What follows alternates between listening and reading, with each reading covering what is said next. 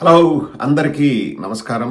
ABN channel వాడు బూతుకిట్టు గాడు వాడు ఎంత దరిద్రంగా రాశాడో మనం అందరం కూడా చూసామండి. అలాగే ఆ బొంగురుగంతు మహిళతో ఎంత దారుణంగా దాదాపు 40-50 లక్షల మంది ఆంధ్ర రాష్ట్ర మహిళల్ని కించపరుస్తూ వాడు తెలంగాణ వాడని చెప్పుకుంటాడు. వాడు తెలంగాణ కూడా కాదులేండి, శంకర్ జాతి. వాడు 40-50 లక్షల మంది ఆంధ్ర రాష్ట్ర మహిళల్ని కించపరుస్తూ దారుణాతి దారుణమైన వ్యాఖ్యలు చేస్తే ఒక్కరు కూడా ఖండించలేదండి ఈ కూటమి ప్రభుత్వం వాళ్ళు. ఎందుకో ఏబిఎన్ రాధాకృష్ణ అంటే ఎందుకు అంత ప్రేమో తెలియదు. కానీ వైఎస్ఆర్ కాంగ్రెస్ పార్టీ నాయకులు, ఎమ్మెల్యేలు, ఎమ్మెల్సీలు, మాజీ ఎమ్మెల్యేలు, మాజీ మంత్రివర్యులు వీళ్ళందరూ వెళ్ళి నిరసన కార్యక్రమం తెలియజేశారండి. ఎవరు కూడా చేతిలో కర్రలు కానీ రాడ్లు కానీ పట్టుకోలేదు, వాళ్ళ బోర్డులు పగలగొట్టలేదు. సాక్షి ఛానల్ పైన ఎటువంటి దాడులు జరిగాయి మనం చూసాం. ఆ రోజు కూడా వీళ్ళు ఒక్క మాట కూడా మాట్లాడిన పాపనవ్వలేదు. ఇప్పుడు ఏబిఎన్ ఛానల్ ముందు జిల్లా హెడ్ క్వార్టర్స్లో అలాగే హైదరాబాద్లో నిరసనలు తెలియజేస్తుంటే పొలోమని పరిగెత్తుకుంటూ వచ్చాడు పవన్ కళ్యాణ్. అదే ఇప్పుడు తీవ్ర చర్చనీయాంశమైందండి. ఇక్కడ చర్చ జరిగేది వైఎస్ఆర్ కాంగ్రెస్ పార్టీలో కాదు, జనసేన పార్టీలోనే విపరీతమైన చర్చ జరుగుతుంది. పవన్ కళ్యాణ్ని వాళ్ళ సొంత పార్టీ వాళ్ళే ఏకి పారేస్తున్నారు. పవన్ కళ్యాణ్ ఏం ట్వీట్ పెట్టాడు అంటే జనసేన పార్టీ హైదరాబాద్లోని ఏబిఎన్ ఆంధ్రజ్యోతి కార్యాలయంపై వైసీపీకి సంబంధించిన వ్యక్తులు దాడికి ప్రయత్నించడాన్ని ఖండిస్తున్నాను. ఎవరు దాడి చేసినారు? ఒక వీడియో చూపి. వీళ్ళు మాట్లాడే మాటలు ఎట్లా ఉంటాయండి? దాడి అంట, ప్లకార్డులు పట్టుకొని నిరసన తెలియజేస్తే అది దాడే అండి? రాంబాబు గారి ఇంటిపైన జరిగింది ఏది? రాంబాబు గారి ఇంటిపైన చిన్నపిల్లల ఆటలు అవి, లేకపోతే వీడియో గేమా? కారు అద్దాలు పగలగొట్టి పెట్రోల్ బాంబులేసి, అలాగే ఇంటి అద్దాలు పగలగొట్టి ఇంట్లో ఆడవాళ్లను సజీవ దహనం చేయాలని పెట్రోల్ బాంబులేసి ఇళ్లకు నిప్పు పెట్టడము అది అసలు ఏమీ కాదంట అండి. ప్లకార్డులు పట్టుకొని పోయి ఆంధ్రజ్యోతి ఆఫీస్ ముందు నిలబడితే దాడి అంట. ఇంకా ఒకటండి, ప్రజలు చూస్తున్నారు అన్న సోయ కూడా లేకోకుండా, మీరు విమానాల్లో తిరిగితే మీకు మనుషులు చిన్నగా కనిపిస్తారు పైనుంచి, ప్రత్యేక విమానాల్లో హెలికాప్టర్లలో మీరు కులుకుతూ తిరుగుతూ ఉంటే. కానీ ప్రజలంత చిన్నవాళ్ళు ఏం కాదు, పిచ్చి వాళ్ళు ఏం కాదు. పవన్ కళ్యాణ్గా చెప్తున్నా.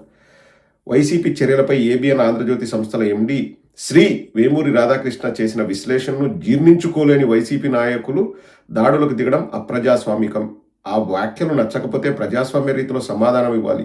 ఆ పార్టీ అధికారంలో ఉన్నప్పుడు కూడా టీడీపీ కార్యాలయంపై దాడి చేసి విధ్వంసం సృష్టించింది. ఇటువంటి చర్యలను ప్రజాస్వామ్యవాదులు, పత్రికా స్వేచ్ఛను ఆకాంక్షించేవారు ఖండించాలి. పవన్ కళ్యాణ్ ఉప ముఖ్యమంత్రి. సో కింద సిద్ధు చెగువీరా అనే వ్యక్తి ఒక కామెంట్ రాశాడు. ఇవన్నీ మనం ఎక్స్లో చూస్తాం. డైరెక్ట్ అతను ప్రొఫైల్ చూస్తే అతను పవన్ కళ్యాణ్కి వీరాభిమాని. నాకు అర్థం కావడం లేదు, కేవలం టీడీపీకి సంబంధించిన వ్యక్తుల మీద దాడి జరిగితేనే స్పందిస్తారా అన్నయ్య? మన జనసేన వాళ్ళని కుక్కల్ని కొట్టినట్టు కొడుతున్నారు. ఒక్కసారి ఆలోచన చేయండి. ఆ జన సైనికుడికి ఉన్నంత జ్ఞానం కూడా పవన్ కళ్యాణ్కి లేదండి.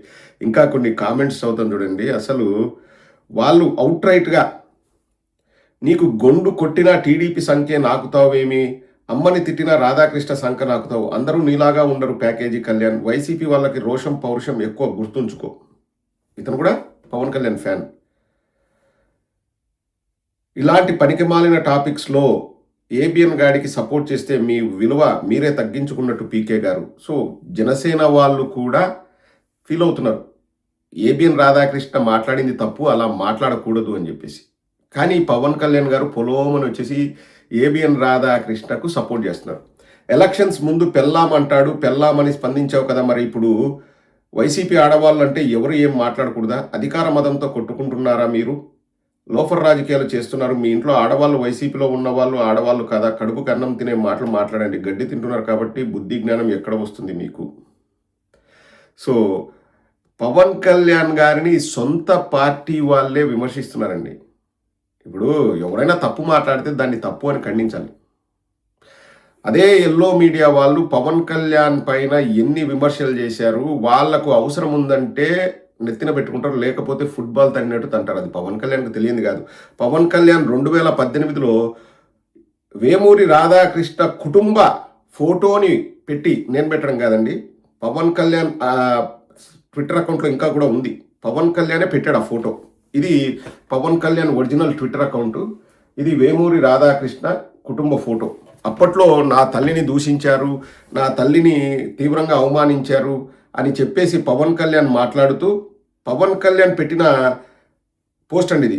23 ఏప్రిల్ 2018లో మధ్యాహ్నం 2:53 పవన్ కళ్యాణ్ పెట్టిన పోస్ట్. ఇది ఒరిజినల్ అకౌంట్లోదండి. బాబు, నాన్నగారికి రాత్రి భోజనంలో అన్నం కూర పప్పుతో పాటు కొంచెం సంస్కారాన్ని కూడా వడ్డించమని చెప్పరా, అలాగే సంస్కారవంతమైన సబ్బుతో తలస్నానం చేయమని చెప్పండి. అన్నం కూర పప్పుతో కొంచెం సంస్కారాన్ని కూడా వడ్డించమని చెప్పరా అని వాళ్ళ కొడుకు చెప్తూ వాళ్ళ ఫ్యామిలీ ఫోటోను పెట్టాడండి. ఇది original account, Pawan Kalyan original account, Pawan Kalyan account ఇది. సో ఆ ఒరిజినల్ అకౌంట్లో ఈ పోస్ట్ ఇంకా ఉంది. ఏబిఎన్ రాధాకృష్ణ కుటుంబ ఫోటో పెట్టి, బాబు, నాన్నగారికి రాత్రి భోజనంలో అన్నం కూర పప్పుతో పాటు కొంచెం సంస్కారాన్ని కూడా వడ్డించమని చెప్పరా, అలాగే సంస్కారవంతమైన సబ్బుతో తలస్నానం చేయమని చెప్పండి.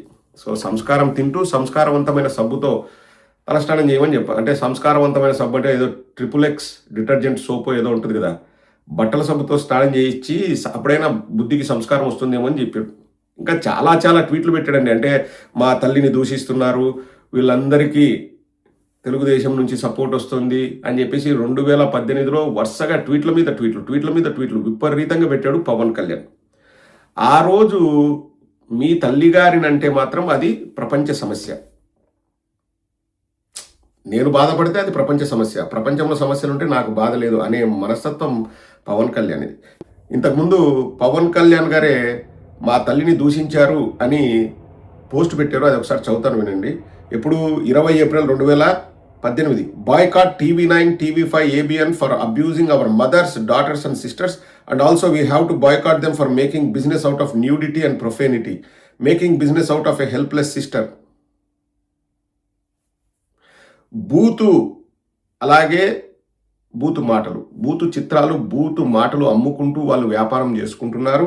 మన తల్లుల్ని, కూతుర్లని, చెల్లెలని తిడుతున్నారు.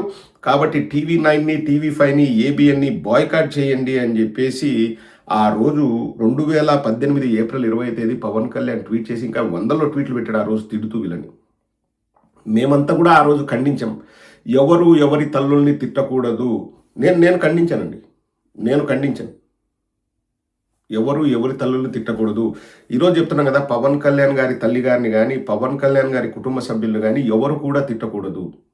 మా వాళ్ళు తిట్టినా తిట్టొద్దని నేను చెప్తానండి. అందులో ఏముందండి, మనము మంచిని నేర్పిస్తున్నాం. ఒకవేళ మన వాళ్ళు పొరపాటున తిట్టినా కూడా తిట్టొద్దురా బాబు అని మేము చెప్తాం, ఓపెన్గా చెప్తాం. మళ్ళీ దాంట్లో దాపరికాలు ఏం లేవు. ఇప్పుడు మా పార్టీ వాడు కదా తిడితే సమ్మగా ఉంటుంది, అలా కానే కాదు. నేను ప్రతిసారి ఎవరినైనా తిడితే తిట్టొద్దు అని చెప్పాను. మీకు గుర్తుందో లేదో, నేను 100 సార్లు చెప్పింటాను. నారా లోకేష్ ఎవరైనా అమ్మాయిలతో ఉన్న ఫోటోలు కూడా పెట్టొద్దు, వాళ్ళు ఫ్రెండ్స్తో ఉన్నారు, అది తప్పు కాదు అని కూడా నేను చెప్పాను. నేను ఎప్పుడు ఫోటోలు పెట్టలేదు, నేను ఎవరి కుటుంబ సభ్యుల ఫోటోలు కూడా పెట్టలేదు. ఈరోజు చూపించాను వేమూరి రాధాకృష్ణ కుటుంబ సభ్యుల ఫోటో. ఈరోజు ఎందుకు చూపించానంటే, ప్రపంచానికి దాన్ని చూపించింది పవన్ కళ్యాణ్. కుటుంబ సభ్యుల ఫోటోలు పెట్టి, నాన్న, మీ నాన్నకి అన్నం పప్పు కూరతో పాటు సంస్కారాన్ని కూడా వడ్డించరా, వాడు జ్ఞానం లేని వెధవర బూతుకిట్టుగాడరా, వాడికి సంస్కారవంతమైన సబ్బుతో తలస్నానం చేయించండిరా అని చెప్పి పెట్టాడు ఎవరు, పవన్ కళ్యాణ్. ఈరోజు శ్రీ వేమూరి రాధాకృష్ణ గారు ఏదైనా అంటే మీకు బాధ కలిగితే మీరు ప్రజాస్వామ్య పద్ధతిలో మాట్లాడాలి. మరి నువ్వు కుటుంబ సభ్యుల ఫోటోలు బయట పెట్టొచ్చా పవన్ కళ్యాణ్?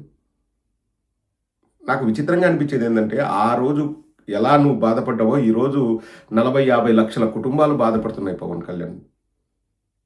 40-50 లక్షల కుటుంబాలు బాధపడుతున్నాయి. వైఎస్ఆర్ కాంగ్రెస్ పార్టీ అవన్నీ వదిలేసి నువ్వు DCM, ఆంధ్ర రాష్ట్ర కుటుంబాలు బాధపడుతున్నాయి. ప్రతిదీ రాజకీయం కాదు, ఇంకా దిగజార్చుకోలేము మనం రాజకీయాల్ని. ఆలోచన చేయాలి కదా పవన్ కళ్యాణ్. వాళ్ళే దుమ్మెత్తి పోస్తున్నారండి, వాళ్ళకి నచ్చట్లేదు జనసేన వాళ్ళకి. ఇప్పుడు ఎందుకంటే ఏబిఎన్ రాధాకృష్ణ మాట్లాడింది అది రాజకీయం కాదండి, అది ప్రజాశ్రేయస్సు కాదు, అది ఇంకా అసహ్యం, అది దరిద్రం, అది దౌర్భాగ్యం అతని మాటలు. అతను అక్కసుతో వ్యక్తిగత ప్రయోజనాలతో మాట్లాడినాడు తప్పితే ప్రజాస్వామ్య పరిరక్షణ కోసమో ప్రజలకు వాస్తవాలు చెప్పాలన్న ఆ ఆశయంతోనో లేకపోతే పత్రికా విలువల్ని కాపాడుదామన్న ఉద్దేశంతోనో మాట్లాడిన మాటలు కాదు. కేవలం అక్కసుతో.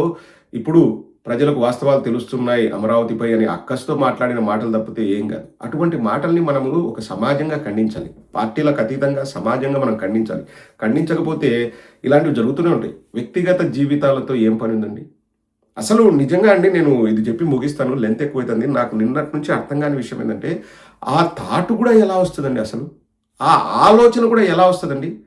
ఒకడు మంచి మనిషి, లేకపోతే మంచి కోరేవాడు, సమాజ హితం కోరేవాడు, సమాజం కోసం నాకు ఏదైనా చేతనైనంత మంచి పని చేయాలనుకునేవాడు ఎవ్వరి బుర్రలో కూడా అటువంటి దరిద్రమైన దగుల్బాజీ ఆలోచన రాదండి అసలు.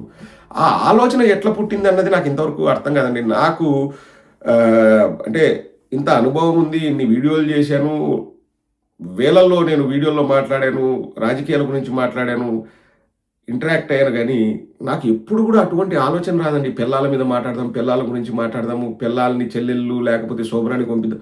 ఆ ఆలోచన ఎట్లా వస్తుందండి అసలు? ఫస్ట్ ఆఫ్ ఆల్ అది జర్నలిజం కాదండి. బట్ నాకు నిజంగా నాకు అర్థం కాని విషయం ఏంటంటే, ఇటువంటి ఆలోచనలు చేసే వాళ్ళు కూడా ఉన్నారా ఈ భూమి మీద అనేది నాకు అర్థం కాదండి. Leave about politics. నన్నన్నారా, అవతల అన్నారా, లీవ్ అబౌట్ పాలిటిక్స్. వాడు వాడు వాడు వాడు వాడు జర్నలిస్ట్ కాదు, వాడు ఒక పత్రిక నడపడానికి అర్హత లేదండి. వాడు చాలా దరిద్రమైన ఆలోచన అండి అది. అసలు అటువంటి ఆలోచన వచ్చిందంటేనే నిజంగా వాడు వాడు మనిషా, వాడి వాడి బుర్రలో ఇంకెంత దరిద్రమైన ఆలోచనలు ఉన్నాయో ఒకసారి అర్థం చేసుకోండి. It's worst. అది జర్నలిజం కూడా కాదులేండి. జర్నలిజం అంటే ఇంకా ఆ పదం ఏడ్చి ఏడ్చి ఊరేసుకొని చచ్చిపోతుంది. ఆ పదం జర్నలిజం అనే పదం. వాడిని జర్నలిస్ట్ అంటే బ్రోకర్ వెధవ వాడు. వాడు ఒక లఫుట్గాడు, వాడు బ్రోకర్ విధం అండి వాడు. ఆ ఆలోచన వాడికి వచ్చిందంటేనే వాడెంత దగులుబాజీ దరిద్రపు సన్నాసి ఒకసారి మీరు అర్థం చేసుకోండి. వర్స్ట్ ఫీలింగ్ అండి అది. అంటే ఆ ఆలోచన వాడికి వచ్చింది, వాడిని మనం భరిస్తున్నాం, వాడిని ఒక పత్రికా అధినేత లేకపోతే వాడిని ఒక జర్నలిస్ట్ అంటున్నాం అంటే మనం ఓడిపోయినట్టండి. ఒకసారి రాష్ట్ర ప్రజల్ని ఆలోచించమని కోరుతున్నాను.